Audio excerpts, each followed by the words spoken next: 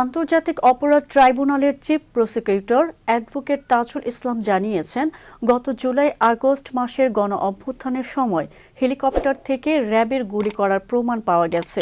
এ ঘটনায় একটি হত্যা মামলায় র্যাবের সাবেক মহাপরিচালক হারুন-অর-রশিদের বিরুদ্ধে গ্রেপ্তারি পরোয়ানা জারি করেছে আদালত। রোববার দুপুরে সাংবাদিকদের সাথে আলাপকালে চিফ প্রসিকিউটর এসব তথ্য তুলে ধরেন। তিনি বলেন, এ পর্যন্ত ৯৬ জনের বিরুদ্ধে গ্রেপ্তারি পরোয়ানা জারি হয়েছে। তাদের মধ্যে সাবেক মন্ত্রী, আওয়ামী লীগ নেতা ও পুলিশ কর্মকর্তার সংখ্যা বেশি। এছাড়াও আন্দোলনের সময় আশুলিয়ায় ৬ জনের মরদেহ পোড়ানোর ঘটনায় দায়ের করা মামলায় ২ সাবেক পুলিশ সদস্য এসআই আব্দুল মালেক ও কনস্টেবল মকবুল চৌকদারকে আন্তর্জাতিক অপরাধ ট্রাইব্যুনালে হাজির করা হয়েছে। তাদের বিরুদ্ধে গুলি করে হত্যার পর লাশ পুড়িয়ে ফেলার অভিযোগ আনা হয়েছে।